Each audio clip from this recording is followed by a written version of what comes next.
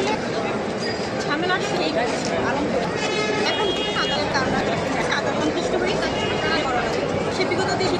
থাকছে না কারণ যাতে এখন হচ্ছে যে গ্রেপ্তারি পরোয়ানা দেশে আদালতকে করে সেটা এসে আমি গতকাল বলছি আমাকে নিয়ে যত ভুল আমাকে নিয়ে আমার বংশ ওয়াইফ থাকতেও কিন্তু সে অনেক হ্যারেস সে আমাকে নিয়েই তার কথা বলছে এটা রাইট না। একজনের বিরুদ্ধে বাজে কথা বলার কোনো বাজে কথা তো সেটা তার অনুযায়ী বিরুদ্ধে আমার অ্যাকশন নেওয়ার গত ব্যবস্থা নেওয়া হচ্ছে। তো আগেও সে অনেক হয়েছে সাইবার ঘুরছে তখন আমি দিতে চাচ্ছি তোকে ব্যবস্থা গত দেখেছি আমি অনেকে মন্তব্য আমার পদ্য ভাষা এখানে আদালত তাকে গ্রেপ্তারি পরোয়ানা দিয়েছে এখানে কিন্তু হাত রয়েছে সে অন্যায় করেই তাকে আমি মামলা করেছি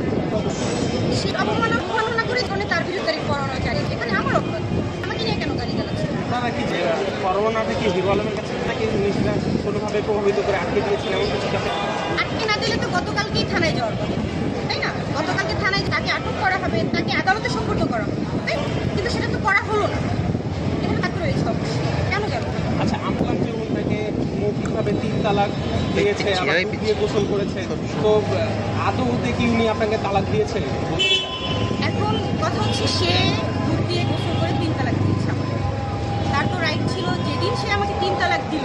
সেদিনই তো সে আমাকে পেপারসে তালাক দিবে না কিন্তু সে আজও পর্যন্ত পেপারসে তালাক দিচ্ছে সে উল্টা আমাকেই বলছে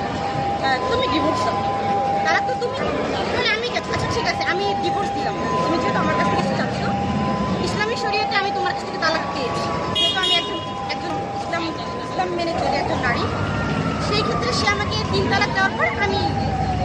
ঠিক আছে আমি আমার মতো সে তার কিন্তু সে কিন্তু আমাকে কাগজ কলমে তালাক দেয়নি ইভেন সে আমাকে কাবিননামাটাও দিচ্ছে আজও পর্যন্ত তার কাছ থেকে আমি কাবিননামা পাচ্ছি সে কাবিননামা আটকে রেখেছে যেহেতু সে কাবিননামা আটকে রেখেছে সেক্ষেত্রে আমি কীভাবে তাকে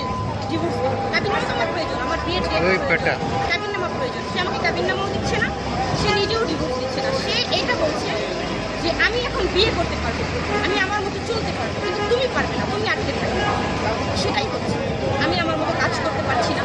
আমি আমার মতো জীবন জীবিকা করতে পারছি না আমাকে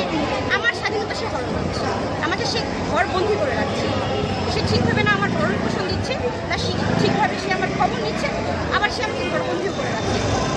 সে তালাক দেওয়ার পর তার উচিত ছিল আমাকে ডিভোর্স করে দেওয়া কাগজ কলম কিন্তু সে সেটা করছে আপনাদের কোনো সংসার করতে চান তার সাথে না না কীভাবে সংসার করতে চাই এখানে সে আমাকে 3 তালাক হ্যাঁ আমি অবশ্যই এটার বিরুদ্ধে স্টেপ নিব কারণ এভাবে সে আমাকে হ্যারেস করতে পারে না সে আমাকে অক্ষুদ্ধ ভাষায় কথা বলে সে আমাকে আমার বংশ তুলে কথা বলে সে বলে আমার কোনো বংশ মর্যাদা নেই তার সাথে আমার যায় না তোমার সাথে আমার যায় না তাহলে তুমি আমাকে কেন বিয়ে করেছি। আচ্ছা আপনাদের দুজনের মধ্যে দ্বন্দ্বটা আসলে কি ওনার কি কোনো ধরনের নারী ঘটিত কোনো মানে ঘটনা আছে নারী ঘটিত ঘটনার কারণেই তো তার সাথে ঘটনা আপনারা কি জানেন না এই যে মিথিলা নামের মেয়েটা তার নামে ধর্ষণ মামলা করেছে কেন করবে আমি তো স্টিল না তার ওয়াইফ ছিলাম ওয়াইফ থাকা অবস্থায় সে কেন পরকীয়া জড়াবে পরকীয়া তো আমি করি পরকীয়া তো সে করেছে কিন্তু সে তো দাবি করতেছে আপনি ম্যাক্স ছবির সাথে সম্পর্ক করার কারণেই তাকে ম্যাক্স ছবির সাথে যেটা হয়েছে সেটা তো তার পরকীয়া করার 1.5 বছর পরাশ করেছে এখন আমার কাজকে সে পরকীয়া বানিয়ে দিয়েছে এখানে আমার কি করার আছে সে নাকি আপনাকে হাতে নাতে ধরেছে হাতে নাতে ধরার কি আছে হাতে নাতে আমাকে কোথায় ধরে সে হাতে নাতে অভিযোগ করছে না সে হাতে নাতে ধরে কি প্রমাণ করেছে